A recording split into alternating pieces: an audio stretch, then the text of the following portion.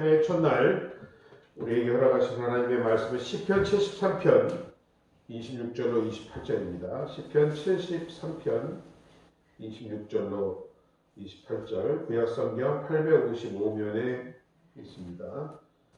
시편 73편 26절로 28절 찾으신 분들은 같이 읽도록 하겠습니다. 내 육체와 마음은 세잔하나 하나님은 내 마음의 반석이시오 영원한 분이시자. 대저 주를 멀리하는 자는 망하리니 음녀같이 주를 떠난 자를 주께서 다 멸하셨나이다. 하나님께 가까이 함이 내게 복이라. 내가 주 여호와를 나의 피난처로 삼아 주의 모든 행사를 전파하리이다. 아멘. 아멘. 시편 73편을 본문으로 해서 한번 따라 하실게요. 하나님을 가까이 함이 복이라. 하나님을 가까이 함이 복이라. 라는 제목으로 함께 새해 첫날 은혜를 나누기를 원합니다. 아멘. 미국에서 있었던 일이라고 합니다.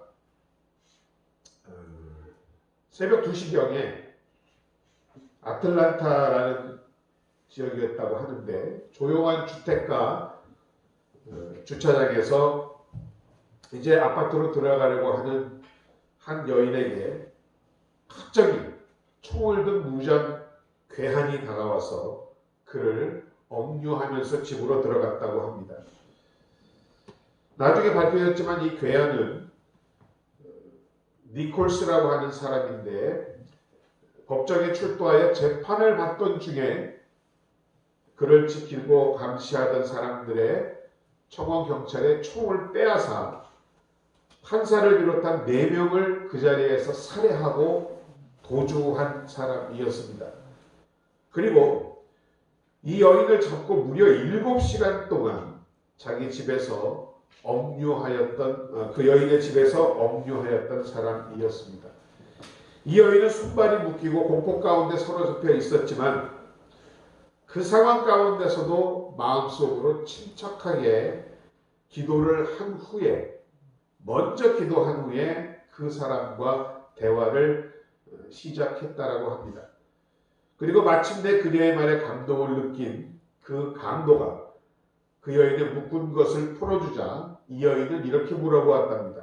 내가 책을 좀 읽어도 되겠느냐? 그것을 허락했더니 그녀가 읽은 것은 바로 성경이었다라고 합니다. 뜻밖의 범인은 그 여인의 행동을 보면서 그 책이 도대체 무엇인가에 대해서 물었고 그는 인생의 목적에 대한 하나님의 뜻이 담긴 성경에 대해서 대화를 나누기 시작했습니다. 시간이 지나고 아침이 밝아오며 그 여인은 그 강도를 위해 식사를 준비해 주었고 말씀을 통해서 눈물을 글썽이는 그에게 자수를 권하며 오늘 그 여인과의 만남이 바로 하나님의 목적이었음을 그로 하여금 이해시켜 주었다고 합니다. 그 후에 그가 자수를 하게 되고 그녀의 신고로 아무 저항 없이 순순히 체포되게 되었습니다. 나중에 이 일을 들은 사람들이 그 여인에게 물어보았답니다. 어떻게 그런 와중에서 책을 읽을 생각을 했느냐? 그녀는 사실 매일 아침 눈 뜨면서 성경 말씀과 경건서적을 읽는 것으로 하루를 시작하던 그런 거룩한 여인이었습니다. 그러나 생명의 위험을 느끼는 순간 그야말로 내가 무엇을 먼저 해야 되는가를 생각했을 때 바로 그것은 기도와 말씀으로 하나님을 가까이 하는 일이 생명의 길이라는 것을 깨달았기 때문이라고 대답을 하였습니다. 자, 우리가 2022년 수많은 일들이 있었지만은 우리가 누린 모든 것이 하나님의 은혜였고 지난 시간들이 하나님의 축복이었음을 우리는 인정함으로 한 해를 마감했습니다. 그리고 이제 새해를 시작하는 지금 이 시점에 과연 저와 여러분은 하나님을 가까이 하고 살고 있는지 다시 한번 우리가 점검함으로 올 한 해 하나님과 친밀하게 동행함으로 하나님의 예비하신 축복과 먼저 행하심이 여러분의 삶과 인생 가운데 넘쳐나는 그러한 축복이 있기를 주의 이름으로 축원드립니다. 마치 한 지붕 아래 살고 있지만 남남인 것과 같은 멀어진 그런 사이가 아니라 오늘 우리와 하나님과의 관계는 과연 어떠한지를 스스로 한번 점검해보는 시간 되었으면 합니다. 오늘 시편 기자는 본문 73편에서 자신의 인생에 대한 회의와 불평이 일어나던 날, 인생의 가장 중요한 해결해야 할 숙제가 바로 성공도 출세도 아닌 하나님을 가까이 하는 것이라는 것을 깨닫게 됩니다. 오늘 본문의 저자는 아삽이라는 사람입니다. 그는 다윗 왕의 사랑받는 궁중 음악인이었습니다. 늘 노래로 하나님을 찬양하던 사람이었습니다. 항상 왕의 옆에서 권력 가까이에 있을 수 있는 왕의 남자였지만 그것이 인생의 문제의 해답이 아님을 발견하는 어느 날 주님 앞에 엎드려 오늘과 같은 고백을 드리게 되는 것입니다. 이 시편 73편을 통해 우리가 하나님을 가까이 해야 하는 것이 왜 중요한가, 그리고 어떻게 하면 하나님께 가까이 갈 수 있는가에 대해서 오늘 묵상함으로 더욱 하나님께 다가서는 알곡과 같은 복된 한 해 되시기를 주님의 이름으로 축원드립니다. 우리가 하나님께 가까이 하니 중요하고 필요한 이유 첫 번째는 악인이 형통하는 것 같지만 결국은 그들은 멸망의 길, 즉 하나님을 멀리하는 자들은 멸망의 길을 가고 있기 때문입니다. 오늘 본문 27절은 이를 증거합니다. 무릇 주를 멀리하는 자는 망하리니 음녀같이 주를 떠난 자를 주께서 다 멸하셨다라고 하고 있습니다. 주를 멀리하는 자, 주를 떠난 사람을 음녀라고 오늘 표현하고 있습니다. 음녀라는 것을 영어적인 표현으로 보면 성실하지 못한 사람이라는 의미도 해당이 됩니다. 즉 무엇이냐? 하나님보다 더 중요한 다른 무엇에 그 인생의 가치와 관심을 가지고 살아가는 사람이라는 것입니다. 그의 마음 가운데서는 하나님이 없는 사람입니다. 있어도 마음 저 구석 어느 한 곳에 보일까 말까 있는 그런 사람이라는 것입니다. 신앙생활을 하는 저나 여러분 가운데서도 이런 분들이 얼마든지 있을 수 있습니다. 성경은 이런 사람들을 일컬어 우상 숭배자들이라고 말합니다. 시편 기자는 하나님이 이런 사람들이 결국 공의로우신 하나님의 심판 앞에 쇠잔하고 멸망할 것이라는 것을 오늘 말하고 있습니다. 그들이 주님을 떠나 살면서 보이지 않는 하나님을 능멸하고 소위 성공과 권력과 재물을 누리며 큰 소리치고 살아가는 것 같지만 그 인생의 마지막은 그렇지 못함을 성경은 오늘도 분명하게 지적하고 있는 것입니다. 실로 그러나 그들이 세상 가운데서 형통해 보임으로 인해서 이런 불공평한 인생의 모습을 보며 성실하게 믿음의 삶을 추구하는 우리 자신 가운데서도 오히려 오늘의 시편 기자처럼 실족의 위기를 느낄 때가 있는 것입니다. 하나님이 정말 살아계신가? 하나님이 살아계시다면 어찌 저러한 자들이 저렇게 살 수가 있는가? 나의 신앙생활이 결국은 손해보는 것이 아닌가? 라고 생각이 들 수 있다는 것입니다. 바로 이러한 믿음의 위기, 신앙의 위기가 오늘 본문 저자에게 다가왔던 것입니다. 오늘 본문 12절을 보면 볼지어다 이들은 악인들이라도 항상 평안하고 재물은 불어난다라고 한탄하고 있습니다. 다음 절에 그러면 깨끗하게 살고자 한 거룩하게 살고자 한 나의 모든 노력이 다 헛된 것이 아니었느냐라고 스스로 묻고 있습니다. 13절에 내가 내 마음을 깨끗하게 하며 내 손을 씻어 무죄하다 한 것이 실로 헛되구나. 그래서 오늘 본문 73편의 전반적인 주제는 악한 자의 번영입니다. 그 악인의 번영이 역설적으로 세상을 보며 거의 실족할 뻔했다라는 것이 오늘 본문 저자의 기록인 줄로 믿습니다. 2편 2절을 보십시오. 나는 거의 넘어질 뻔하였고 나의 걸음이 미끄러질 뻔하였다라고 고백하고 있는 것입니다. 그 실족의 원인이 무엇이었습니까? 바로 3절이었습니다. 이는 내가 악인의 형통함을 보고 오만한 자를 질투하였기 때문이다라고 스스로 고백하고 있습니다. 그러나 마침내 이런 문제가 어떻게 해결됩니까? 17절에서 우리는 그가 얻은 해답을 얻게 됩니다. 하나님의 성소에 들어갈 때에야 그들, 즉 하나님을 멀리하는 악인들의 종말을 내가 깨달을 수 있었다라고 오늘 고백하고 있는 것을 여러분 기억하시기 바랍니다. 그렇습니다. 하나님의 성소에 들어가 예배하고 묵상하면서 하나님을 떠나 사는 사람들의 궁극적인 종말에 대해서 성경의 진리를 깨닫게 되었던 것입니다. 그러자 그 순간 이후 그는 더 이상 이 불공평한 세상을 인해 고통을 당하지 않게 되었던 것입니다. 왜? 결국은 모든 것을 공평하게 하신 하나님을 바라볼 수 있었기 때문인 줄로 믿습니다. 영국의 유명한 설교자 마틴 로이드 존스의 글을 보면 교회에 나왔다가 심판의 메시지를 듣습니다. 마음에 불편함을 느끼고 심판하신 하나님을 비웃고 교회를 나오기를 중단하였습니다. 한 농부의 이야기를 전합니다. 그가 교회를 그만두고 주일이라도 열심히 밭을 가고 씨를 뿌리자 더 많은 수확을 얻고 전보다 더 자신에게 유익한 생활을 할 수 있었다라고 합니다.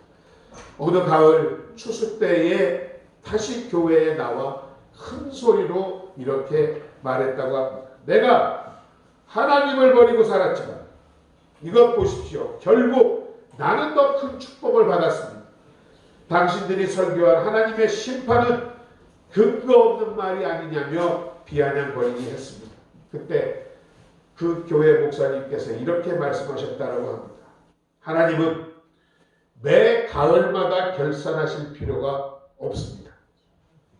그분은 단 한 번의 결산으로 그 모든 것을 공평하게 하실 것입니다라고 말하였던 것입니다. 그리고 그때는 반드시 누구에게나 임합니다라고 이야기하더랍니다.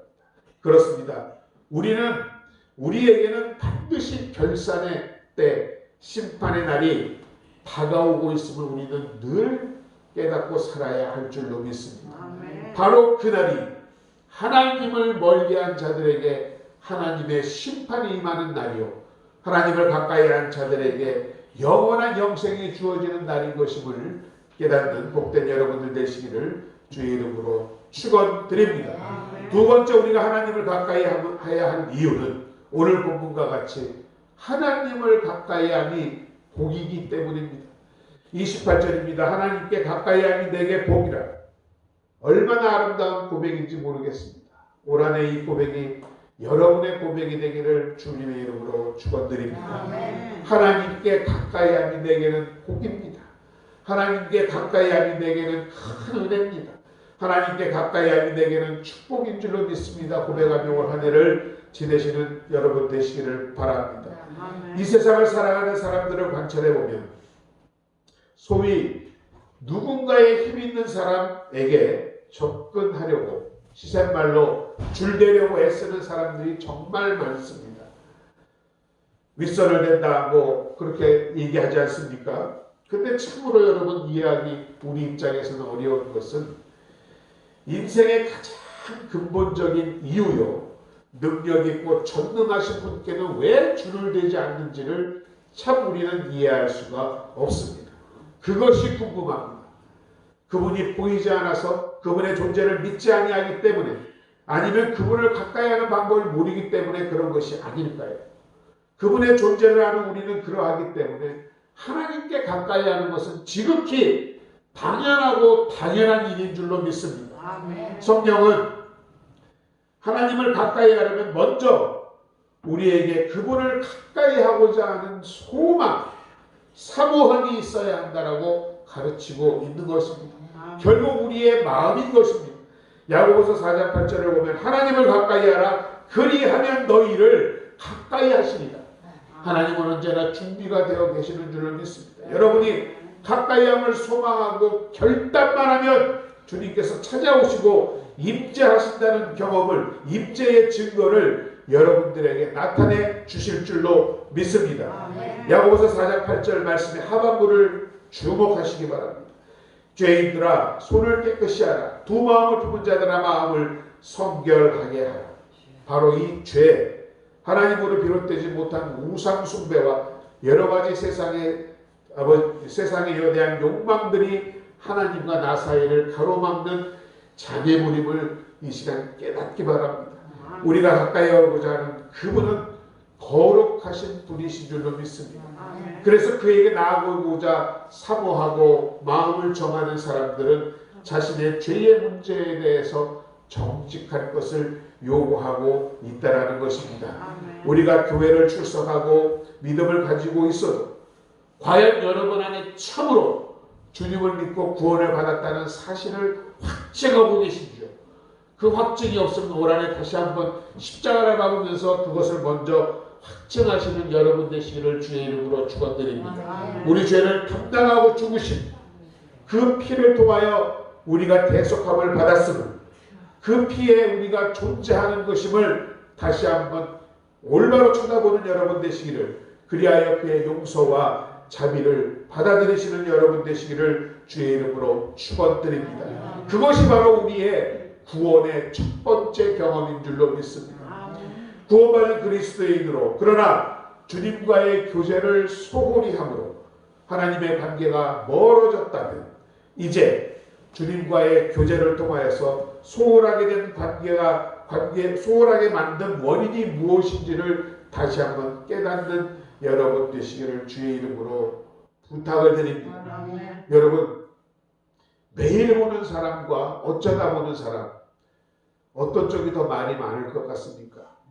그 생각으로는 오랜만에 만나니까 얼마나 할 말이 많겠어 하겠지만, 여러분, 너무 오랜만에 만나잖아요. 할 말이 없어요. 그동안 잘 지냈어? 하고는 끝입니다. 그런데 어제도 보고 그제도 보고 매일 보면 왜 그렇게 할 말이 많은지 모릅니다. 그렇게 매사가 다 하고 싶은 얘기고 나누고 싶은 말들이고, 하나님과의 교제가 바로 이러해야 한다는 것입니다. 항상 기도를 어렵거나 힘든 일로만 생각지 말라고 말씀을 드립니다.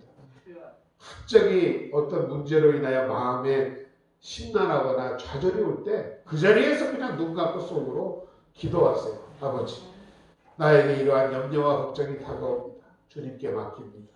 주여 해결하여 주옵소서. 아버지, 내가 허리가 갑자기 아픕니다.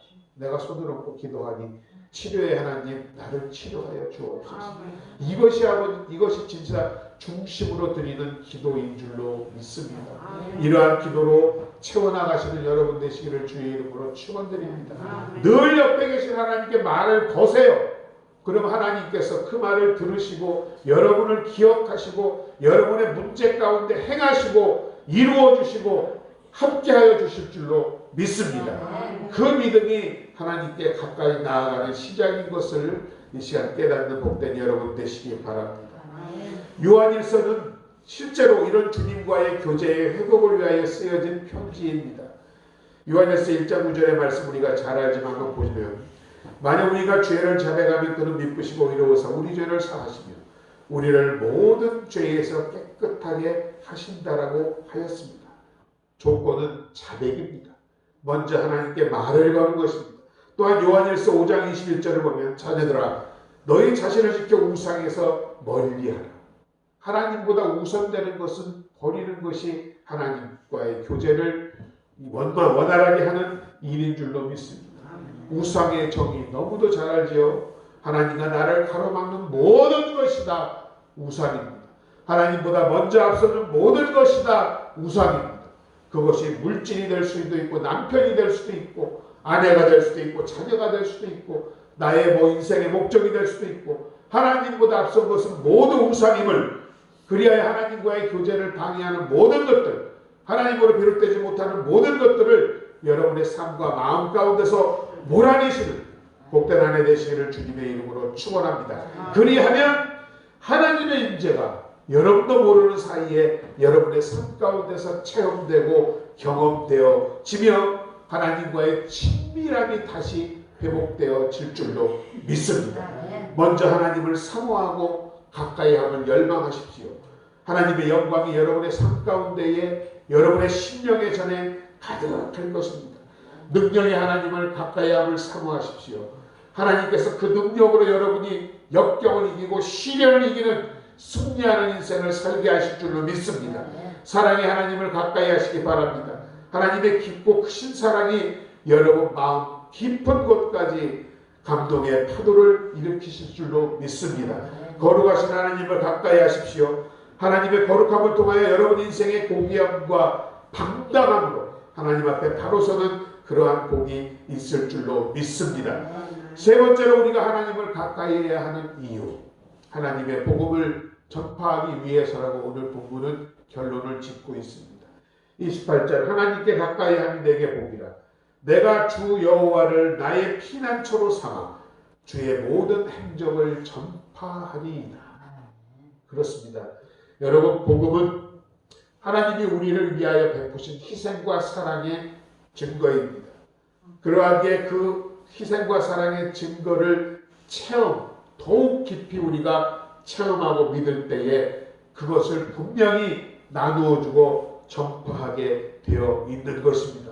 그러하기에 먼저 우리가 하나님의 사랑을 더 가까이, 더 깊게, 더 친밀하게 경험해야 한다라는 것입니다. 주 여호와를 하나님 당신의 피난처로 삼든 올 한해 되시기를 주의 이름으로 축원드립니다. 그 앞에 나와 베푸신 용서와 예비하신 안식과 조건 없는 사랑에 푹 빠지시는 복된 한 해 되시기를 간절히 축원드립니다. 여러분이 경험한 그 사랑에 힘입어 도저히 잠잠할 수가 없으면 이제는 그 사랑을 전하는 복된 여러분 되시기를 주의 이름으로 축원드립니다. 복음은 간단합니다. 예수가 구원이고 소망이고 생명이라는 것입니다. 워렌이라는 미국 목사님의 책 목적이 이끄는 삶이라는 책이 한때 상당히 유명하게 회자되었던 책입니다. 이 책을 기록한 목적은 결국 인생, 우리가 이 땅에 사는 가장 중요한 목적은 바로 이러한 복음의 비밀을 세상 모든 사람들과 나누는 것이라고 결론 짓고 있습니다. 그것이 또한 주님을 영접한 저와 여러분 모든 사람의 궁극적인 존재 이유라는 것입니다. 이 리워렌 목사님은 LA에 세들백 침례교회를 개척했습니다. 그 목사님이 이렇게 전도에 모든 생명을 걸고 목회를 하게 된 중요 동기가 바로 그 책에 기록되어 있는데 그것은 바로 아버지의 유언 때문이었다라고 합니다. 이 책에서 간증하고 있습니다. 리고네 목사님의 아버지 또한 목사였습니다.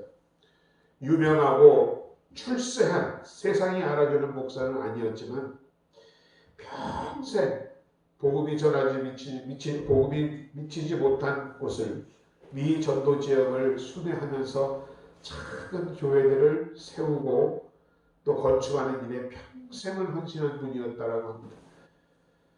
그 목사님이 지은 교회가 무려 150여 개가 되었다라고 합니다. 그런데 그 아버지가 암으로 인하여 투병하며 죽어가고 있을 때에 며느리가 시아버지에게 물어보았답니다. 지금 원하시는 것이 있으면 말씀해 보세요 했더니 죽음을 앞에 둔 목사 아버지가 이렇게 이야기하더랍니다. 주님을 위해 한 영혼이라도 내가 더 구원할 수 있다면 라는 말을 죽을 때까지 무려 100번이나 반복하더랍니다. 얼마나 소중합니까? 얼마나 그 인생이 귀합니까? 어떻게 그의 가족들이 그 아버지의 유언을 잊을 수가 있겠습니까? 리버렌 목사님은 그래서 전도, 영혼 구원의 생명을 바치는 그러한 사역을 하게 되었다라고 합니다. 우리도 그러합니다. 저나 여러분이나 한 영혼, 정말 한 영혼의 구원이 얼마나 중요한지를 올 한해 깨닫는 여러분 되시기 바랍니다. 오랜 세월 우리 믿지 아니하는 자녀들 또는 배우자, 가족들을 위하여, 이웃들을 위하여 우리가 기도해 오고 있습니다. 올해는 더욱 마음의 중심을 다하여 기도하고 또 실제로 기도함 가운데 결단한 바가 있으면 하나님의 복음을 전하는 여러분 되시기를 주의 이름으로 축원드립니다. 혀의 암으로 투병하고 있는 한 자매의 편지를 소개함으로 새해 첫 예배의 설교를 마무리하도록 하겠습니다. 저는 혀의 암세포로 인하여 극심한 고통 가운데 웃을 수도 말할 수도 없는 기가 막힌 고난 속에서 치료를 중단하기로 했습니다. 지난주 목사님의 설교 말씀을 듣고 어찌나 선교를 떠나고 싶었던지 내 마음이 주체할 수가 있었습니다. 지금 내가 할 수 있는 것이 그리 많지 않을지라도 주께서 살려주신 그때까지 나는 주의 복음을 전하기로 작정하였습니다. 주일학교 여름축제 봉사 신청을 했습니다. 하다못해 교회에 나온 어린이들 코라도 닦아주는 일을 하고 싶었습니다. 그리고 치료를 중단하고 이와 같은 봉사를 하는데 뜻밖에도 연약했던 몸이 강건함을 얻고 특별히 나처럼 암으로 고생하는 환우들 집회에 나가 전도하고 찬양하기 시작했습니다. 그랬더니 주님의 사랑과 치료의 손길이 더더욱 나에게 마구 느껴지는 것을 알게 되었습니다. 여러분, 이것이 바로 우리 믿는 자들의 진정한 승리인 줄로 믿습니다. 올해도 우리가 예상치 못한 여러 가지 어려움과 문제와 상황과 여건 또 질병 가운데 우리가 신음하게 될지도 모릅니다. 그러나 이 자매의 편지와 같이 그런 흑암과 고통의 한밤중에서 부르는 증거가 바로 노래가 되어야 할 줄로 믿습니다. 고통 중에도 투병 중에도 나와 함께 하시는 하나님의 은혜를 드러내고자 나의 모든 것 남은 것을 복음 전하는 데 걸어 이 고귀한 믿음의 자매처럼 올 한해 우리 모두 우리에게 맡겨주신 주의 소명을 이루시는 영광의 새해가 되시기를 주의 이름으로 축원드립니다. 오늘 본문 28절은 말합니다. 하나님께 가까이 함이 내게 복이라. 내가 주 여호와를 나의 피난처로 삼아 주의 모든 행사를 전파하리라. 하나님께 가까이 하는 것은 먼저 자신의 죄를 회개함으로 주님을 사모하는 것이요 신령한 세계에 거하고자 열망하는 사람이라고 하였습니다. 또한 여호와를 피난처로 삼아 하나님을 더욱 의지하고 믿음과 마음으로 그 안에서 사는 것이라고 하였습니다. 그리하여 그가 행하신 모든 행사와 구원의 역사를 나누는 것이라고 오늘 본문은 기록하고 있습니다. 올 한해 진정으로 하나님께 가까이 함으로 주 여호와를 피난처 삼아 하나님의 복음을 널리 전하시는 그러한 복이 여러분 가운데 넘쳐나시기를 주의 이름으로 축원드립니다. 아버지 하나님의 은혜와 사랑을 감사드립니다. 귀한 한 해가 새로운 한 해가 또 시작되었습니다. 정말 올 한 해는 우리가 아버지 하나님 마음으로 소원하여 결단하는 모든 것들을 주님 가운데 이룰 수 있는 한 해가 될 수 있도록 주여 함께하여 주옵소서. 무엇보다 하나님께 가까이 하고자 더 나아가는 주의 백성들 되기를 간절히 소망해 봅니다. 말씀으로, 기도함으로, 전도함으로 아버지 하나님께 더 한 발자국 나아가는 한 영혼이라도 주님 앞으로 인도하는 우리 심령들이 될 수 있도록 축복하여 주시옵소서. 그리하신 주님을 바라보며 이 시간도 주님을 소망하는 모든 백성들에게 하나님의 축복이 임하기를 간절히 원하고 기도합니다. 이 시간도 주님 앞에 나와 예배드리는 모든 주의 백성들 가운데 하나님의 크신 사랑과 은혜가 축복이 넘쳐나기를 간절히 기도합니다. 예수님의 이름으로 기도드립니다. 저 오늘은 신년 축복 첫 예배이자 또 성찬 예배입니다. 이 시간 우리가 묵상으로 기도하시면서 성찬을 준비하는 시간 갖도록 하겠습니다.